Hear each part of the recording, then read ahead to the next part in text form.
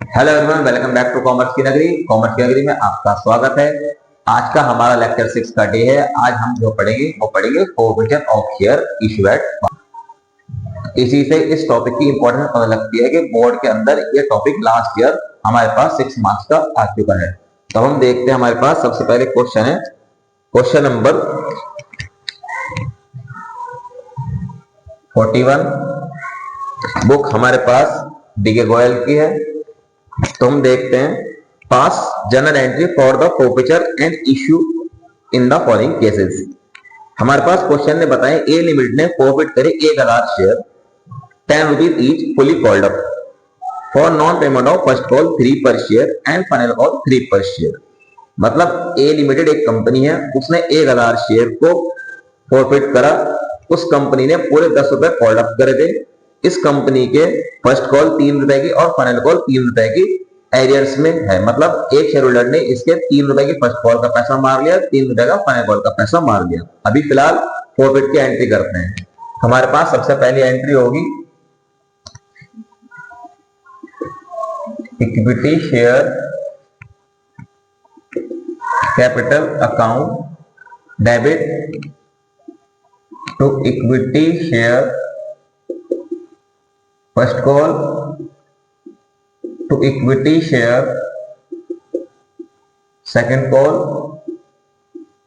To equity share forfeiture. अब हमारे पास सबसे पहले 1000 शेयर है। अब हमारे पास सबसे पहले 1000 शेयर है, 10 रुपीज का फुली कॉल्ड अप है हमारे पास। तो यहां पे आ जाएंगे हमारे पास 10,000 रुपीज। फर्स्ट कॉल पे हमारे पास 1000 शेयर पे 3 रुपीज की फर्स्ट कॉल थी, तो 3000 रुपए हमारे मर चुके। सेम 1000 शेयर है, 3 रुपए की फाइनल कॉल का पैसा मर चुका, 3000 हमारे यहाँ पे मर चुके, एरियर्स में आ गए। अब 10,000 में से 6000 माइनस करके फोरफिचर में जाएगा हमारे पास 4000। और अब यहां हम नरेशन लिखेंगे, बीइंग शेयर फॉरफिटेड। अब क्वेश्चन ने हमें बताया, देखो इस तरह का जो क्वेश्चन है हमारे पास, मैंने आपको पहले ही बताया बोर्ड एग्जामिनेशन के अंदर हमारे पास 6 मार्क्स के लास्ट ईयर में क्वेश्चन आए थे, लेकिन 3 मार्क्स का 100% क्वेश्चन आएगा ही आएगा। तो इस तरह के क्वेश्चन की पहचान हमारे पास कैसे होगी? ये क्वेश्चन हमारे पास गिवन होगा डायरेक्टली प्रॉफिट की तरह। अब हमें इसमें सिर्फ डायरेक्टली प्रॉफिट की एंट्री करनी है, इसमें कोई इशू ऑफ शेयर नहीं है, कोई रिसीव नहीं है ना। हमारे पास ये बता रखा कितने की फर्स्ट कॉल होगी, कितने की फाइनल कॉल होगी, कितने की एप्लीकेशन होगी, कितने की अलॉटमेंट होगी। डायरेक्टली हमारे पास बस ये बताएगा कि इतने शेयर्स थे, उसने फर्स्ट कॉल नहीं दिया, सेकंड कॉल नहीं दिया, अलॉटमेंट नहीं दिया, हम इन्हें प्रॉफिट करेंगे, उसके बाद रीइश्यू करेंगे। तो इसने हमें बताएगा all the share were reissue, यानी सारे शेयर रीइश्यू कर दिए, फुली पेड फॉर 10 पर शेयर। मतलब सारे के सारे शेयर हमने रीइश्यू कर दिए, फुली पेड। फुली पेड का मतलब 10 वाले, 10 पर शेयर, 10 पर शेयर का मतलब 10 रुपए के। तो नेक्स्ट एंट्री में हमें देखते हैं कि हमने कितने का शेयर रीइश्यू करा और कितने वाला करा। तो उसने कहा 10 रुपए का फुली पेड, यानी 10 वाला 10 रुपए का ही बेच दिया। तो हमारे पास 10 वाला शेयर 10 का ही बेच दिया, तो नो प्रॉफिट नो लॉस है हमारे पास। तो जब हमारे पास एक गिवन होगा 10 पर शेयर, 8 पर शेयर, 7 पर शेयर, तो उसका मतलब है कि ये शेयर हमने 10 का बेच दिया, 8 का बेच दिया, 7 का बेच दिया।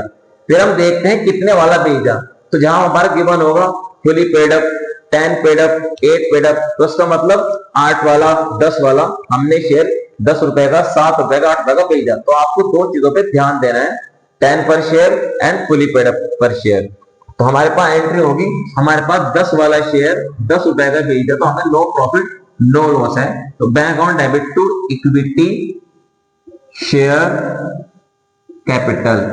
हमारे पास 1000 सारे शेयर हमने 10 रुपए का एक हिसाब से बेच दिया, तो यहां जाएगा 10,000 और यहां पर जाएगा 1000 इंटू 10, क्योंकि हमारे पास इसकी पूरी पेड कीमत भी 10,000 ही है। तो हमारे पास यहाँ नो प्रॉफिट नो लॉस है। ये हमारे पास प्रॉफिट होता है जब हम शेयर को प्रॉफिट करते हैं। तो प्रॉफिट के एंट्री में जो इक्विटी शेयर प्रॉफिट वाली अमाउंट आती है, हमारे पास प्रॉफिट होता है। हमने जब इस शेयर को प्रॉफिट करा तो हमारे पास 4000 का फायदा हुआ, और इन्हीं शेयर को जब हमने रीइश्यू करा तो हमें नो प्रॉफिट नो लॉस हुआ। तो हम ट्रांसफर करेंगे यही सारा प्रॉफिट। पहले हम यहाँ नरेशन लिख देते हैं, being share reissue and last entry, ये सेकेंड एंट्री हो गई हमारे पास, equity share forfeited account debit to capital reserve, ये 4000 हमारे पास प्रॉफिट का आ जाएगा।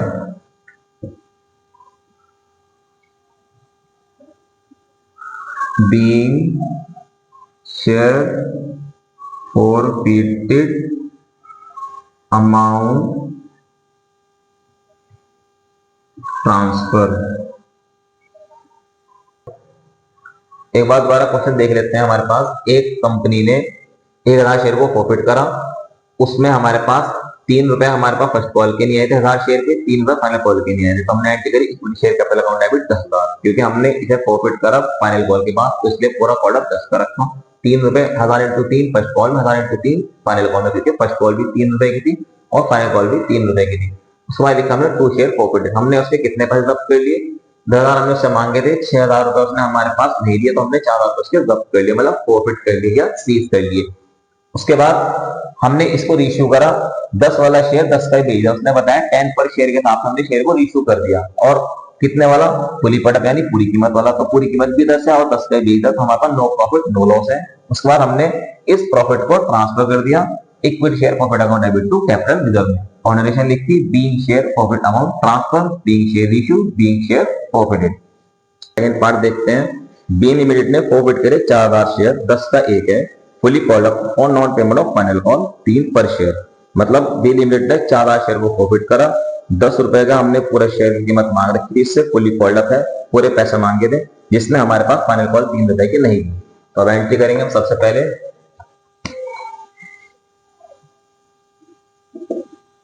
Equity share capital account debit,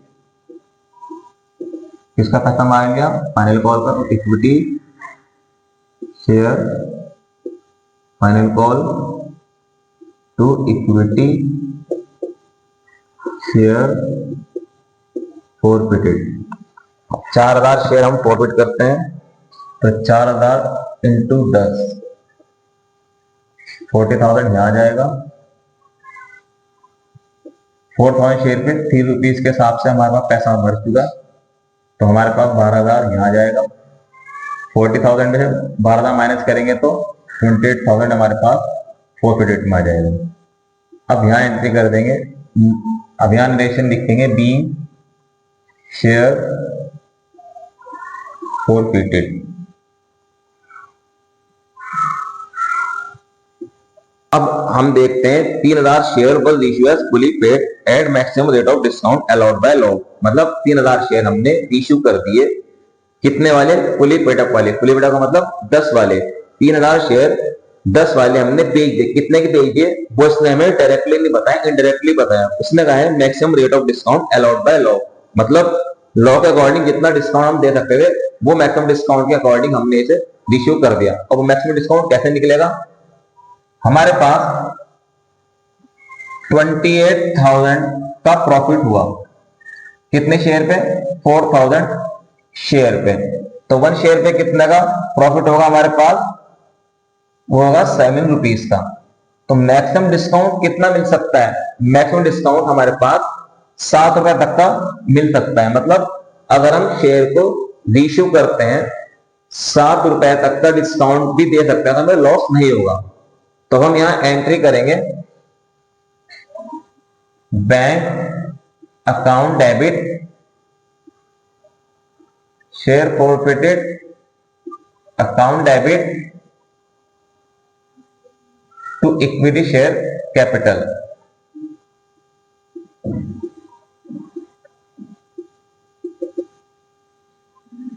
तीन 3000 शेयर है, कितने का बेच दिया, 3 रुपए का रीइश्यू कर दिया, क्योंकि मैक्सिमम डिस्काउंट हमें 7 रुपीज का मिला। कैसे पता लगा, 28,000 का प्रॉफिट है, 4000 शेयर है, एक शेयर पे प्रॉफिट 7 रुपीज का हुआ, तो 7 रुपीज का हमें जो प्रॉफिट हुआ, तो एक कंपनी 7 रुपए तक का डिस्काउंट दे सकती है। तो अगर हम 10 रुपए का हमारी पूरी कीमत थी, 7 का डिस्काउंट है, तो हमने कितने का इश्यू किया होगा, 3 रुपीज का। तो अब हमारे पास कितने का लॉस है, 7 रुपीज का ये लॉस भी हो गया वही। अब 3,000 शेयर हमने 10 वाला इशू कर दिया, तो यहाँ आ जाएगा हमारे पास 30,000, यहाँ आ जाएगा हमारे पास 9,000 और यहाँ आ जाएगा हमारे पास 21,000। नरेशन लिख देंगे, बीइंग शेयर रीइश्यू। अब हमारे पास लास्ट एंट्री होनी थी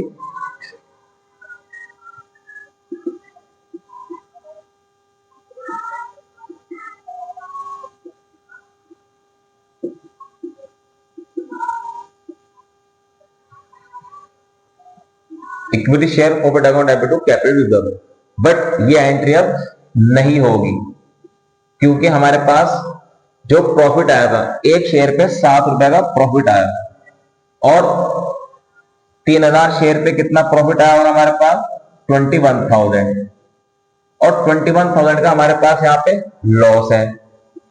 तो 21,000 का हमारे पास प्रॉफिट आया और 21,000 का हमारे पास लॉस आ गया 3,000 शेयर्स पे। तो हमारे पास नो प्रॉफिट नो लॉस, तो कैपिटल में हम कुछ भी ट्रांसफर नहीं करेंगे, हमारे पास यहाँ एंट्री होगी और एंट्री ना करके हम यहाँ नील लिख देंगे। तो हमारे पास शेयर प्रॉफिट टू कैपिटल वाली एंट्री नहीं होगी क्योंकि हमारे पास अमाउंट जो ट्रांसफर होगी वो नील होगी। इसे एक बार दोबारा देखिए, ने शेयर को प्रॉफिट करे 14 शेयर को 10 का एक था जिसने हमारे पास फाइनल कॉल का पैसा नहीं दिया, तो हमने 14 इंटू 10 डाल दिए इक्विटी शेयर कैपिटल में, 14 इंटू 3 डाल दिए फाइनल कॉल पे और जो बचा वो माइनस करके डाल दिया शेयर प्रॉफिट पे। अब क्वेश्चन कहता है कि इस 4,000 में से हमने 3,000 शेयर को रीइश्यू किया, तो वो बताता है कितने का रीइश्यू किया और कितने वाला रीइश्यू किया। तो उसने हमें बताया कि हमने 10 वाला शेयर रीइश्यू कर दिया, तो 3,000 इंटू 10 डाल दिया हमने इक्विटी शेयर कैपिटल में। अब 10 वाला तो बेच दिया, लेकिन कितने का बेच दिया वो उसने हमें नहीं बताया, तो उसने इनडायरेक्टली कह दिया हमारे पास maximum rate of discount allowed by law, मतलब जितना लॉ के अकॉर्डिंग मैक्सिमम डिस्काउंट दे सकते हैं ना उतना हमने डिस्काउंट के साथ इसे रीइश्यू किया। तो हमारा पर शेयर पे डिस्काउंट कितना हुआ होगा, तो जितना हमें फायदा होता है वो हमारा डिस्काउंट हो जाता है। तो अब हमारे पास 28,000 का प्रॉफिट था 4,000 शेयर पे, तो एक शेयर पे कितना प्रॉफिट होगा 7 रुपए का। तो हम मैक्सिमम डिस्काउंट कितना दे सकते हैं, हम 7 रुपए तक का डिस्काउंट दे सकते हैं, तो हमें लॉस नहीं होगा। तो हमने 10 वाला शेयर 7 रुपए डिस्काउंट पे 3 रुपए का इशू कर दिया था, तो 3,000 इंटू 3 आएगा हमारे पास 9,000 बैंक में, 3,000 इंटू 10 आ जाएगा इक्विटी शेयर कैपिटल में और 3,000 इंटू 7 का हमें लॉस हो गया, वो आ जाएगा 21,000 शेयर प्रॉफिट में। अब हमने इशू किए थे 3,000 शेयर और 3,000 शेयर पे 7 रुपए के हिसाब से हमें प्रॉफिट हुआ था 21,000 और यही 21,000 का हमें लॉस हो गया क्योंकि हमने अकॉर्डिंग टू लॉ चले थे लेके क्वेश्चन, तो हमारे पास equity share profit account debit to capital के अंदर अमाउंट कुछ नहीं आएगी, नील आएगी। आपको पेपर के अंदर इसकी एंट्री करने की नीड भी नहीं है, एग्जामिनर आपका नंबर नहीं काटेगा क्योंकि उसे पता है कि स्टूडेंट को ऑलरेडी पता है कि इसकी एंट्री नहीं होगी, तो इसकी अमाउंट नील आ रही है। तो थर्ड पार्ट देखते हैं। सी लिमिटेड ने प्रॉफिट करे 7,000 शेयर, 10 रुपए का एक है फुली कॉल्ड अप, मतलब पूरा पैसा मांग रखा है शेयर होल्डर से। On which the holder has paid 3 rupees की एप्लीकेशन एंड 2 रुपीज की अलॉटमेंट, मतलब अब यहाँ इसने क्वेश्चन घुमा के दे दिया। अभी तक जितने 2 क्वेश्चन के हमने उसमें बताया था कि कितना पैसा नहीं दिया, अब ये बताया कितना पैसा दे दिया। तो स्टूडेंट कंफ्यूज रहता है हमारे पास, तो बहुत ध्यान से क्वेश्चन को पढ़ना है। पहले 2 क्वेश्चन 2 पॉइंट में हमने पढ़ा था कि कितना पैसा मर चुका, लेकिन यहाँ पे बताया है कि कितना पैसा आ चुका। तो जो लेफ्ट है वो हमारे पास क्या है, वो एरियर्स है। तो देखते हैं क्वेश्चन के अंदर हमारे पास सबसे पहले एंट्री करेंगे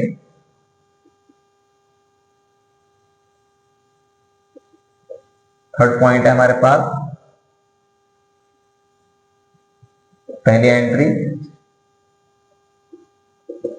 equity share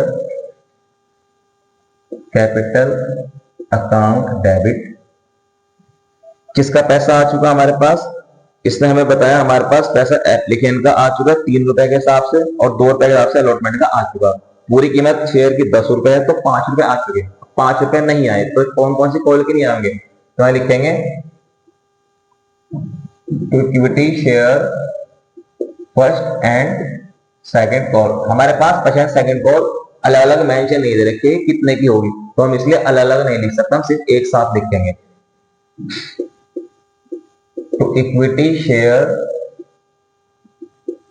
forfeited account, debit सही से बना सकते हैं। अब यहां पे लिखेंगे हमारे पास 7,000 शेयर थे, 10 रुपए का एक है, तो टोटल हमारे पास 70,000 आ जाएगा शेयर कैपिटल में। 7,000 शेयर है, 10 रुपए का एक शेयर है, 5 रुपए की एप्लीकेशन एंड अलॉटमेंट का पैसा आ चुका, तो कितना नहीं आया हमारे पास, 5 रुपए का 50 कॉल का पैसा नहीं आया, तो हम डाल देंगे एरियर्स में, यह जाएगा हमारे पास 35,000। तो फोरफिचर में कितना आएगा, 70 में से 35 माइनस कर देंगे, तो फोरफिचर में जाएगा हमारे पास 35,000। नरेशन लिखेंगे हम, being share forfeited. Next entry इसने हमें बताया, इन 7,000 में से हमने 3,000 शेयर रीइश्यू किए as fully paid up. As fully paid up का मतलब पूरी कीमत वाले, एट द रेट 7 पर शेयर। 7 पर शेयर का मतलब 7 रुपए का बेच दिया, मतलब तो हमने 10 वाला शेयर 7 रुपए का बेच दिया, तो हमें कितने का लॉस है, 3 रुपए का। तो एंट्री करेंगे bank account debit share forfeited account debit to equity share capital. यहां जाएगा हमारे पास 3,000 इंटू 7, क्योंकि 7 रुपए का बेच दिया। यहां जाएगा हमारे पास 3,000 इंटू 10, पूरी कीमत 10 है, तो लॉस कितना गया, 3,000 इंटू 3। ये वाला शेयर प्रॉफिट हमारा मैंने पहले भी आपको बताया था प्रॉफिट है, ये वाला शेयर प्रॉफिट हमारे पास लॉस होता है। पहली एंट्री ये है, दूसरी एंट्री है, तीसरे हम करेंगे। मेरे शेयर लिख देंगे बीइंग शेयर रीइश्यू, 21,000 यहां जाएगा हमारे पास, 9,000 यहां जाएगा हमारे पास, 30,000 यहां जाएगा हमारे पास। लास्ट एंट्री इक्विटी शेयर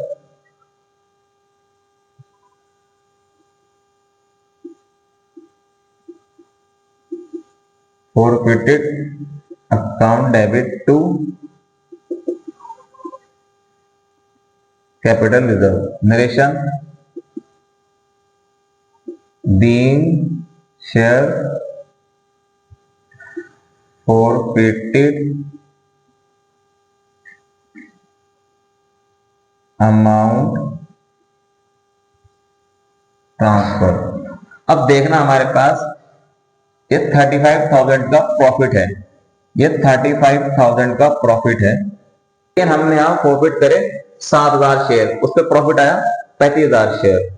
तो अब हम क्या करेंगे, हमें इश्यू कितने करें हमने, 3,000 शेयर, तो हमें 3,000 शेयर का प्रॉफिट चाहिए, तो 35,000 को डिवाइड कर लेंगे 7,000 से और मल्टीप्लाई कर देंगे 3,000 से, तो 7 × 7, 7 × 5 35, 5 × 15। हमें इन 3,000 शेयर में 15,000 का प्रॉफिट है, और इन 3,000 शेयर का लॉस कितना है, वो 9,000 है, तो 15 में से 9,000 माइनस कर लेंगे, हम 6,000 ट्रांसफर कर देंगे कैपिटल रिजर्व में। दोबारा देख लेते हैं एक बार क्वेश्चन। हमने प्रॉफिट करे 7,000 शेयर 10 का एक, जिसने हमारे पास एप्लीकेशन एंड अलॉटमेंट आ चुका था, क्वेश्चन सेकंड कॉल 5 रुपए की नहीं आई थी, तो हमने 70,000 डाल दिया इक्विटी शेयर कैपिटल में, 35,000 डाल दिया हमारे 35,000 डाल दिया हमने share first and second call में, और माइनस करके इक्विटी शेयर प्रॉफिट में डाल दिया 35,000। अब हमने इसमें से 3,000 शेयर इश्यू किए, कितने के, 7 रुपए का बेच दिया, कितने वाला, 10 वाला, तो हमें लॉस कितना है, 3 रुपए का, तो हमने 21,000 डाल दिया बैंक में, 9,000 डाले शेयर प्रॉफिट में, एंड 30,000 डाल दिया इक्विटी शेयर कैपिटल में। अब हमें 35,000 का प्रॉफिट है, कितने शेयर पे, 7,000 शेयर पे, हमें चाहिए कितने शेयर का, 3,000 शेयर का, तो 3,000 शेयर का जो हमारे पास प्रॉफिट आया वो आया हमारे पास 15,000, और लॉस कितना है हमारे पास इन 3,000 शेयर पे, लॉस है हमारे पास 9,000 का, तो 9,000 हम माइनस कर देंगे इस लॉस को, तो हमारे पास लेफ्ट अमाउंट बचेगी 6,000, तो हमने ट्रांसफर कर दी शेयर प्रॉफिट में। अब हम इसका लास्ट पार्ट देखते हैं।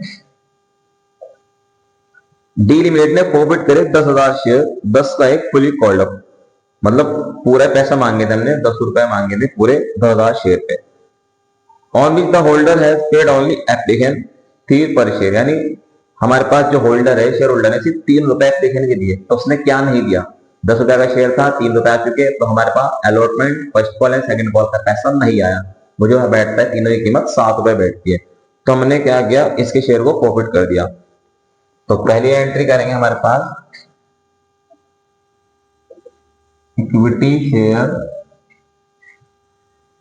Capital account debit to calls in arrears. यहाँ पे मैंने कॉल्स इन एरियर्स इसलिए लिखा क्योंकि हमारे पास allotment first and final call की अलग अलग अमाउंट नहीं पता पूरी, इसने हमें क्वेश्चन में बता दिया कि 3 रुपए की एप्लीकेशन नहीं आती, क्योंकि 7 रुपए का लेफ्ट शेयर की कॉल्स बच गई। अब वो लेफ्ट शेयर कॉल्स 3 बैठती है, allotment first and final call, तो मैं अपनी तरफ से अलॉटमेंट इतने की, फर्स्ट कॉल इतने की, फाइनल कॉल इतने की नहीं लिख सकता, तो इसलिए तीनों को मैंने एक्यूमुलेट मिला के लिख दिया कॉल्स इन एरियर के नाम से। यहाँ लिखेंगे to equity share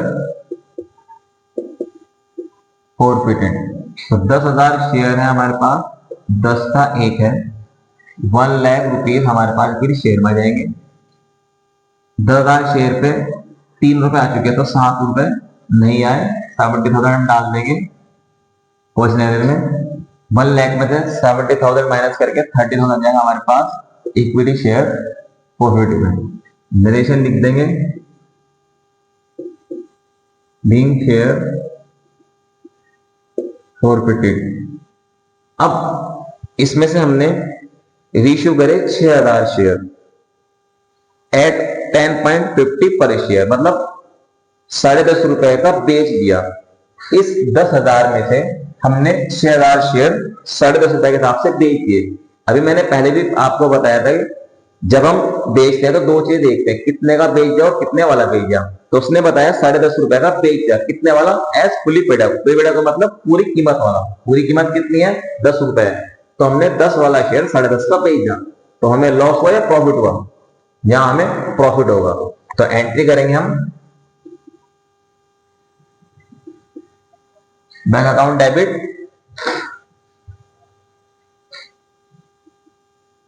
to share capital to security premium. 6,000 share है, 10.5 का 1 शेयर बेच दिया, 6,000 शेयर है, 10 की कीमत थी, तो हमें 6,000 शेयर पे 0.5 के हिसाब से फायदा हुआ। यहाँ लिखेंगे हम 63,000, यहाँ लिख देंगे हम 60,000 और यहाँ जाएगा हमारे पास 3,000।